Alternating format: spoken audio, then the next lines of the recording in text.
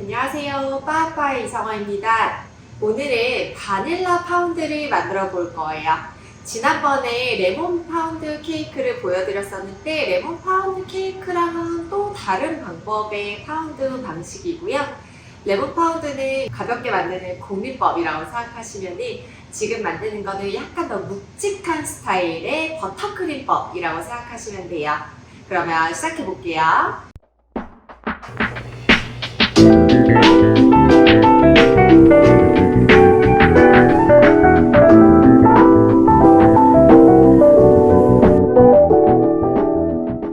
버터크림법은 우선 버터를 식은 상태로 준비해 주시는 게 가장 중요해요. 그래서 식은 상태에 크림 상태의 버터를 볼에다가 담아주세요. 그리고 슈가 파우더를 넣고 얘를 부드럽게 한번 섞어보도록 할게요. 처음에는 고속으로 하게 되면 슈가 파우더가 엄청 말리거든요. 저속으로 천천히 섞어주세요.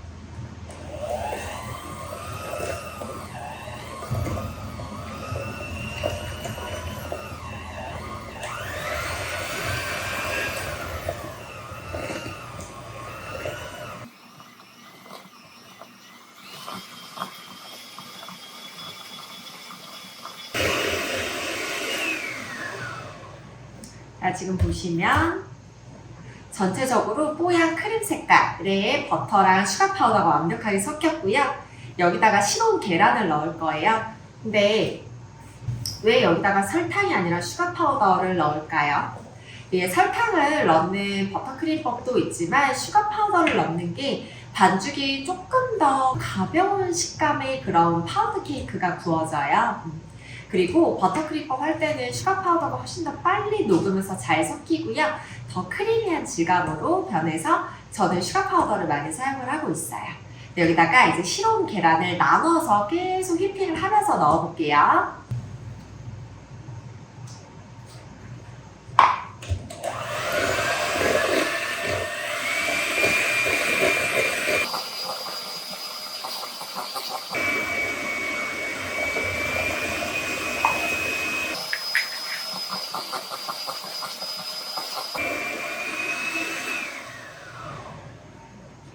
전체적으로 분리 나지 않게 완벽하게 잘 섞이면 되고요. 여기서 이제 가루 재료 채쳐서 넣어볼게요. 가루 재료 섞을 때는 반드시 기계가 아니라 주걱으로 섞어주시는 거를 추천해드려요.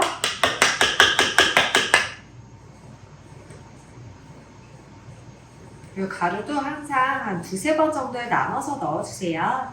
너무 한 번에 넣으면 되게 잘 뭉쳐요, 서로. 주걱으로.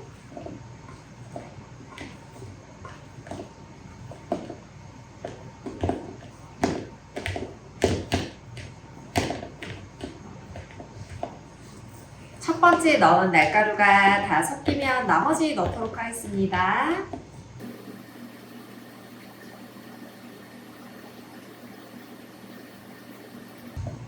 날가루 안 보일 때까지 완벽하게 섞으면 짤주머니에 담아서 파운드 틀에 한번 넣어볼게요. 항상 반죽 만드실 때는 바닥면을 잘 확인을 하셔야 되고요. 옆면 볼에 묻어있는 가루 다 긁어주시고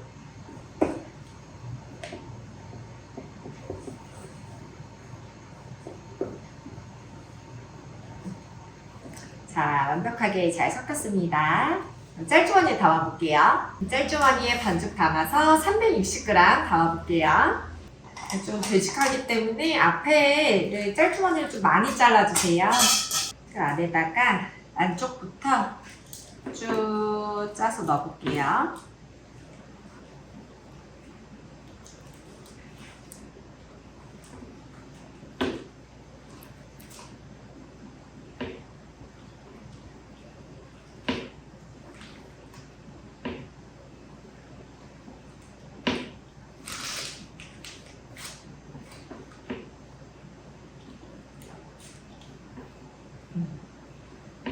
지난번에 레몬 파운드 케이크 같은 경우는 제가 철판을 올려서 했는데요. 요 같은 경우는 철판 없이 그냥 볼록하게 구울 거예요. 이렇게 해서 얘 170도에 40분 구워볼게요. 지금 파운드가 구워져 나왔고요. 칼로 찔러봤을 때 반죽이 묻어나오지 않으면 바로 빼주시면 돼요. 빼서 시럽을 한번 바른 다음에 랩핑을 해서 하루 냉장고에 보관을 하도록 할게요.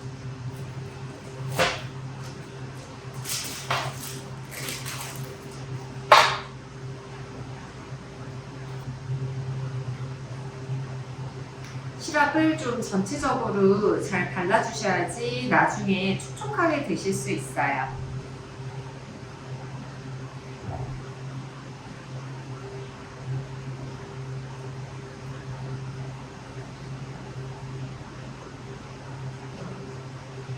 이제 바닐라 파우더 같은 경우는 여기다가 위에다가 가나슈를 올릴 거기 때문에요. 우선은 이 상태에서 전체적으로 랩을 해주세요. 그리고 하루 냉장고 보관해 주시면은 그 시럽이 되게 흡수가 잘 돼서 훨씬 더 촉촉한 그런 파우드 케이크로 바뀌거든요. 그러면 얘 랩핑해서 하루 보관하도록 할게요. 레시피 보시면요. 지금 바닐라 가나슈를 만들 건데요. 생크림, 화이트 초콜릿, 바닐라 빈, 버터까지 한 번에 넣고 전자레인지 1분 정도 돌리시면 돼요. 1분 정도 돌리시면은 전체적으로 온도가 한 45에서 50도 정도까지 올라가요. 자, 이 상태에서 핸드블렌더로 한번 유화를 시켜주세요.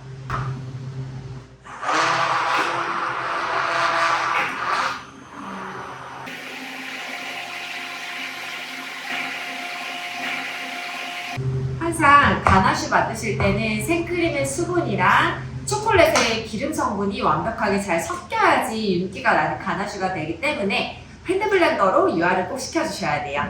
이렇게 보면 지금 엄청 묽은 상태잖아요. 이 상태의 가나슈를 바를 수는 없기 때문에 얼음볼 위에 보관해서 농도를 좀 맞춰보도록 할게요.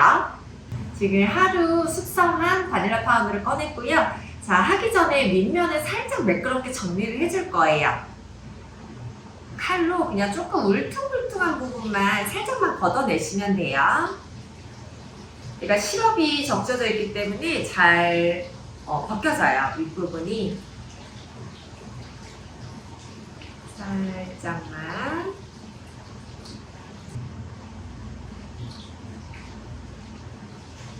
이렇게만 해주시면 되고요. 자, 여기다가 크림 발라보도록 할게요. 가나슈는 지금 얼음볼 위에서 좀 단단할 때까지 굳었어요. 그래서 이 상태의 가나슈를 짤주머니에 담아서 작업해볼게요. 이렇게 단단하게 굳었고요.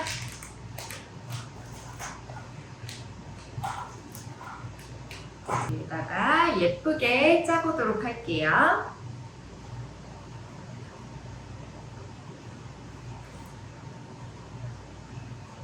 처음에는 모양 상관없이 그냥 두툼하게 짜주세요. 윗부분만.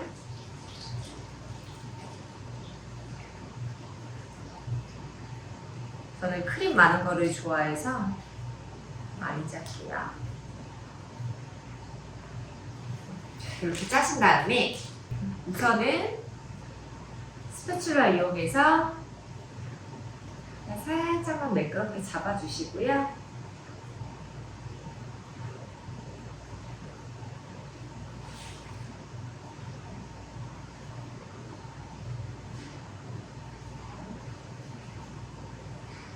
그 다음에 약간 두꺼운 무스 띠젤을 이용해서 매끄럽게 만들어 볼게요.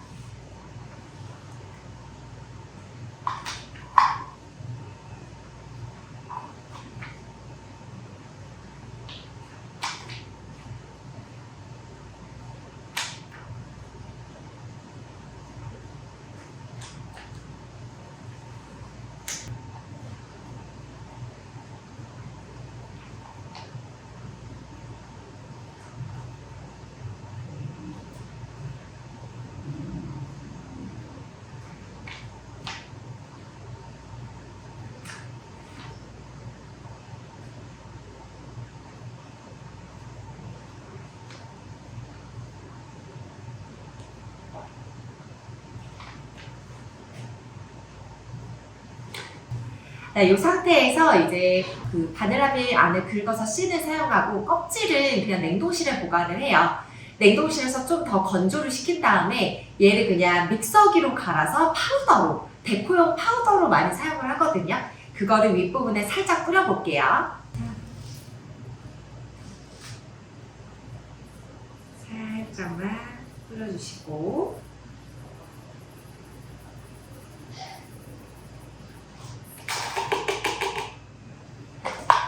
그리고 위에 바닐라빈 껍질 씨는 사용했고요. 자, 얘도 위에 올려서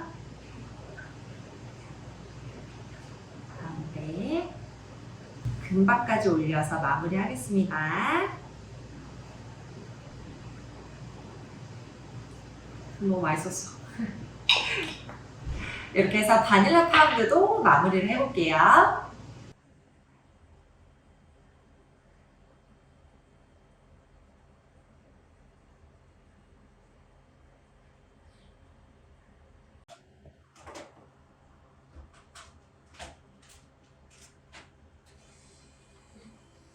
이렇게 바닐라 파운드 케이크 완성됐습니다. 오늘은 바닐라 파운드 케이크에 위에 바닐라 가나슈를 얹어서 마무리를 했는데요. 이렇게 판매하실 경우에는 얘를 파운드 케이크 포장 박스에 담으셔서 판매하시는 것을 추천해드려요. 얘는 크림이 올라왔기 때문에 실온 판매는 불가능하고요. 반드시 쇼케이스 안에 넣어놓고 판매 가능합니다. 한 4일 정도 판매하는 것을 추천해드리고요. 만약에 나는 케이크 위에 가나슈 필요 없이 그냥 케이크만 만들어서 판매하시겠다 하시면은 실온 판매도 가능해요. 그때는 조각을 내서 조각 판매도 가능하니까요. 여러분들의 그 카페 환경에 맞춰서 결정하셔서 판매하시면 될 것 같습니다. 그리고 얘는 가나슈라서 이렇게 완성해서 냉동실에 얼리셔도 되거든요. 밀봉을 잘 하셔서 2주 정도 안에 냉장 해동해서 판매하시면 돼요. 오늘 영상도 봐주셔서 정말 감사드리고요. 앞으로 꾸준히 베이킹 공부하실 분들은 꼭 구독하기 눌러주세요. 그럼 다음 시간에 뵐게요. 안녕.